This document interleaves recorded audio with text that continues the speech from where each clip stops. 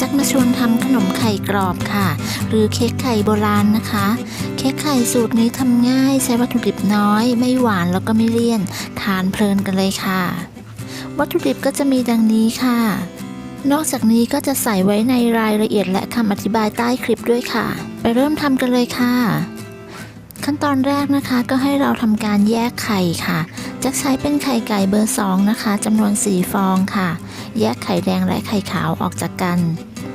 จากนั้นเราก็จะมาตีไข่ขาวกันก่อนค่ะเปิดสปีดความเร็วปานกลางนะคะตีให้ขึ้นฟองหยาบเล็กน้อยจากนั้นก็ทยอยใส่น้ำตาลค่ะโดยจะใส่น้ำตาลในปริมาณ120 กรัมโดยแบ่งใส่ทั้งหมด3ครั้งนะคะแต่ละครั้งอาจจะให้ห่างกันประมาณ20 วิค่ะไข่ที่ใช้ควรจะเป็นไข่สดใหม่นะคะเค้กจะได้ไม่คาวค่ะแล้วเวลาตีไข่ขาวก็จะขึ้นง่ายด้วยค่ะตีไข่ขาวจนกระทั่งมีลักษณะเป็นสีขาวนวลและตั้งยอดปานกลางประมาณนี้ก็ใช้ได้แล้วค่ะต่อไปให้นำไข่แดงมาใส่ในไข่ขาวที่เราตีไว้นะคะโดยให้แบ่งใส่ทีละ1ฟองหรือครั้งละ2ฟองก็ได้ค่ะแล้วแต่ความสะดวกจากนั้นก็เปิดด้วยความเร็วปานกลางตีส่วนผสมของไข่ขาวและไข่แดงให้เข้ากันค่ะ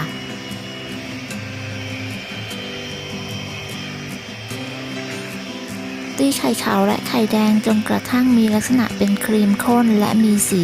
ครีมอ่อนค่ะ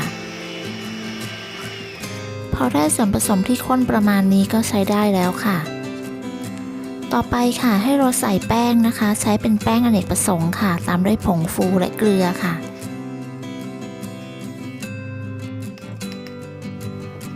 จากนั้นก็ร่อนส่วนผสมของแป้งลงไปค่ะจากนั้นก็ใช้ไม้พายค่ะคนตะล่อมส่วนผสมของแป้งและไข่ให้เข้ากันค่ะในขั้นตอนนี้ก็ให้เราทำด้วยความเบามือค่ะกวาดจากก้นอ่างขึ้นมานะคะแล้วก็กวาดด้านข้างค่ะคนตะล่อมจนแน่ใจว่าส่วนผสมเข้ากันดีแล้วนะคะต่อไปให้เรานำนมสดไปเวฟให้อุ่นค่ะแล้วก็ตักส่วนผสมส่วนหนึ่งมาผสมกับนมอุ่นค่ะคนส่วนผสมที่ใส่ในนมอุ่นให้เข้ากันดีนะคะจากนั้นก็ใส่กลิ่นวานิลลาลงไปในส่วนผสมค่ะแล้วก็คนส่วนผสมให้เข้ากันอีกครั้งหนึ่งค่ะพอคนเข้ากันดีแล้วก็เทกลับไปในส่วนผสมเดิมค่ะเทส่วนผสมของนมอุ่นกลับเข้าไปในส่วนผสมเดิมนะคะแล้วก็คนตะล่อมให้เข้ากันค่ะคนจนแน่ใจว่าส่วนผสมเข้ากันดีแล้วนะคะ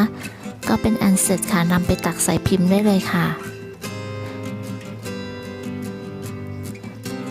ตักส่วนผสมใส่พิมพ์เค้กที่เตรียมไว้ค่ะในแต่ละถ้วยก็ให้ใส่ในปริมาณเกือบเต็มได้เลยค่ะถ้วยที่ใช้นะคะวัดจากก้นถ้วยเส้นผ่าศูนย์กลาง5 เซนค่ะเบอร์อะไรจำไม่ได้นะคะก่อนนำเข้าอบให้เคาะเบาๆ 2-3 ครั้งเพื่อไล่อากาศค่ะอบด้วยอุณหภูมิ180 องศานะคะใช้เวลา20 นาทีค่ะใช้เป็นไฟบนล่างค่ะจะวางไว้ในชั้นกลางของเตาค่ะพอเค้กสุกแล้วนะคะก็นำเค้กออกมาจากเตาค่ะแล้วก็พักไว้ให้อุ่นๆแล้วก็นำออกจากพิมพ์ค่ะจากนั้นก็พักไว้ให้เย็นค่ะพอเค้กเย็นแล้วนะคะเรามาดูเนื้อเค้กกันค่ะเนื้อเค้กที่ได้ก็จะมีความนุ่มนะคะแล้วก็ด้านบนเนี่ยน่าจะออกกรอบๆนะคะแต่ถ้าเราทิ้งไว้1 คืนเช้ามาเขาก็จะนิ่มค่ะรสชาติไม่หวานนะคะรสชาติกำลังดีเลยค่ะไม่หวานไม่เลี่ยนนะคะสูตรนี้ไม่มีสารเสริมแล้วก็ไม่มีน้ำมันด้วยค่ะขอบคุณสำหรับการติดตามรับชมคลิปนี้นะคะถ้าเพื่อนๆชอบก็อย่าลืมกดไลค์กดแชร์กดติดตามเพื่อเป็นกำลังใจให้กันด้วยนะคะแล้วก็อย่าลืมกดกระดิ่งแจ้งเตือนเพื่อที่จะไม่พลาดในคลิปครั้งต่อไปด้วยค่ะสำหรับคลิปนี้จะต้องลาไปก่อนนะคะสวัสดีค่ะ